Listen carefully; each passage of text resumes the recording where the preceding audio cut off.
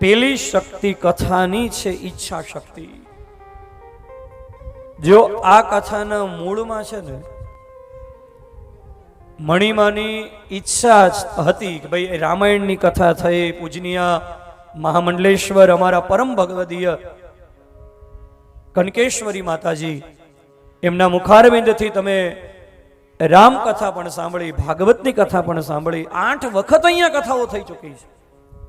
પણ મણિમાના હૃદયની અંદર એવો સંકલ્પ થયો કે આ વખતે ભગવતીની આરાધના માટે દેવી ભાગવતની કથા કરવી.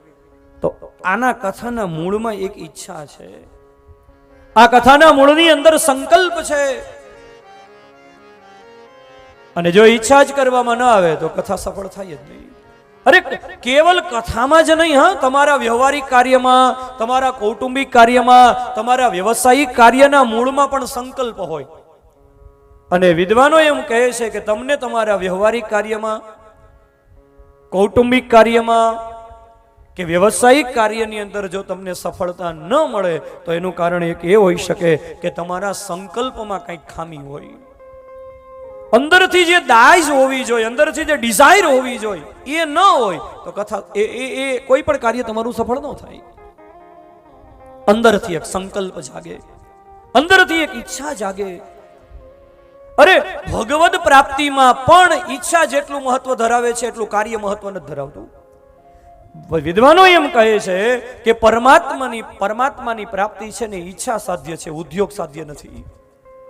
ઉદ્યોગ કરીએ બરાબર છે, માળા કરીએ, જપ કરીએ, પૂજા કરીએ, પણ જો માળા જપ કરતા કરતા પણ પરમાત્મા પ્રાપ્તિની ઈચ્છા નહીં હોય તો એકય વસ્તુ સફળ નહીં થાય. પણ કદાચ ઉદ્યોગ ઓછો થતો હશે પણ અંદરથી જો લગન હશે, અંદરથી જો તરસ હશે, અંદરથી જો પરમાત્મા પ્રાપ્તિની તૃષા હશે ને તો કોઈ પણ ઉદ્યોગ કર્યા વગર પણ પરમાત્માનો અનુભવ થઈ શકશે. પણ અંદરથી જો સંકલ્પ હોય તો, અંદરથી એક તરસ હોય તો. બ્રહ્મલીન પૂજ્યપાદ શ્રી ડુંગરેજી મહારાજ કથાની અંદર કહેતા કે શ્રીમદ ભાગવતની કથા સાંભળીને પરીક્ષિતજીને 7 દિવસમાં મોક્ષ મળ્યો. તો પરીક્ષિતને 7 દિવસમાં મુક્તિ અપાવી તો ડુંગરેજી કથાની અંદર કહેતા કે એ તો પરીક્ષિતને સુખદેવજીએ 7 દિવસ કથા સંભળાવી, બાકી સુખદેવજી જેવો પરમ વૈરાગી વક્તા હોય અને પરીક્ષિત જેવો પરમ તૃષાયુક્ત પરમ મુમુક્ષુ જો શ્રોતા હોય ને તો 7 દિવસમાં નહીં 7 મિનિટમાં મુક્તિ મળી જાય. પણ અંદરથી જો તૃષા હોય તો. એક શેઠ છે ને સજ્જનો ટ્રેનમાં મુસાફરી કરતા હતા, એમાં શેઠ બેઠા હતા ટ્રેનમાં ને એમાં એક છોકરો પાણી વેચવા માટે નીકળ્યો. તો શેઠે છોકરાને બોલાવીને પૂછ્યો કે શું છે પાણીનો ભાવ? એટલે ઓલો છોકરો કે શેઠ 1 પ્યાલાનો 1 રૂપિયો. એટલે શેઠે કીધું રૂપિયો નહીં 50 પૈસા રાખ. એટલે છોકરાએ કઈ જવાબ ન આપ્યો પણ છોકરો હસતો હસતો જતો રહ્યો. એટલે એક મહાત્માજી જોઈ ગયા.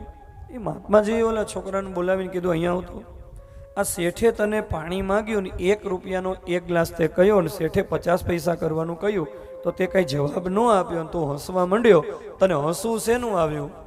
એટલે ઓલો છોકરો કે મને હસવું એ વાતનું આવ્યું કે શેઠને છે ને તરસ જ નહોતી.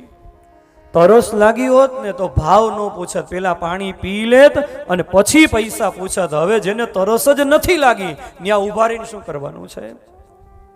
જે દિલમાં દયાને સ્થાન નથી ત્યાં વાત ન કર દિલ ખોલીને. એવા પાણી વિનાના સાગરની નાજીરને કશી જરૂર નથી. કુપાત્રની આગળ એ વસ્તુ નવાવીએ પાનવાય. કુપાત્રની આગળ વસ્તુ નવાવીએ પાનવાય. એ સમજીને રહીએ જોને ચૂપ રે.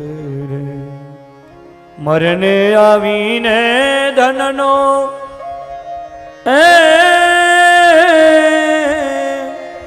મરને આવીને ધનનો એ ઢગલો કરે રે પાનબા.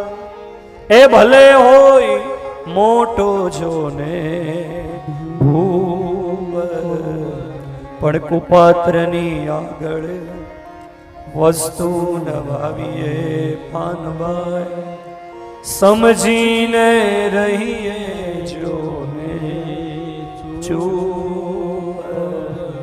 જ્યાં તૃષા જ નથી, જ્યાં તરસ જ નથી, જ્યાં અંદરથી એક પીપાસા નથી, ત્યાં ક્યાં જ્ઞાનની વાતો થવાની? અંદરથી એક ઈચ્છા જાગે, એક અંદરથી સંકલ્પ જાગે. એ કથાના કલેવરની પેલી શક્તિ છે. કથાને સફળ બનાવવા માટે પેલી શક્તિ ઈચ્છા શક્તિ છે. કથાને સફળ બનાવવા માટેની બીજી શક્તિ છે. એ શક્તિનું નામ છે ક્રિયા શક્તિ. આપણી શક્તિની ઉપાસના છે 9 દિવસની, આ શક્તિની કથા છે. તો બીજી શક્તિનું નામ છે ક્રિયા શક્તિ. ઘણી વખત શું થાય, કથા કરવાની ઈચ્છા થાય પણ ક્રિયા ન હોય તો કથા સફળ ના થાય. આના માટે ક્રિયા કરવી પડે, આના માટે દોડવું પડે. એક સંકલ્પ માત્રથી કઈ કાર્ય પૂરું ન થાય, પણ એના માટે કેટલી તૈયારીઓ કરવી પડે. આ તો કથા 9 દિવસની છે, હા, પણ આ 9 દિવસની કથાની પાછળ, આ જગ્યાની એની પાછળ 90 દિવસની મહેનત ધરબાયેલી છે ને, ત્યારે આ 9 દિવસની કથા થઈ શકે. આની પાછળ કેટલું આયોજન કરવું પડે, કેટલી વ્યવસ્થાઓ માગી લે, દોડવું પડે, આના માટે ચાલવું પડે, રાત દિવસ જોયા વગર મહેનત કરવી પડે. જ્યારથી આ કથાનું મુહૂર્ત લેવાનું ત્યારથી નગા ભગત એને કેટલી મહેનત કરી હશે, એની સાથે રહેલા લોકો કેટલા દોડ્યા હશે. આપણે તો 9 દિવસ જલસો કરવાનો, પણ એ તો 9 દિવસની કથા દેખાય, પણ એની પાછળની મહેનત દબાયેલી હોય ને આપણને દેખાતી ન હોય. એની પાછળનો જે સંઘર્ષ હોય ને એ દેખાતો ન હોય. ઈચ્છા શક્તિની સાથે સાથે ક્રિયા પણ કરવી પડે, ચાલવું પડે, દોડવું પડે. હા, ભલે ખાલી બેસી રહેવાથી કઈ ન થાય. એના માટે ભલે તમે જ્યારે શરૂઆત કરો ને, સંકલ્પ તમે સારો લઈ લો, પછી એ સારા સંકલ્પથી તમે જ્યારે શરૂઆત કરી દો, પછી તમે જ્યારે દોડવા માંડો ને ત્યારે અસ્તિત્વ તમને મદદ કરવા માટે આતુર હોય. ચારેય બાજુથી બધું અનુકૂળ થવા માંડે, કારણ કે આપણે 5 ડગલા જ હાલવાના છે.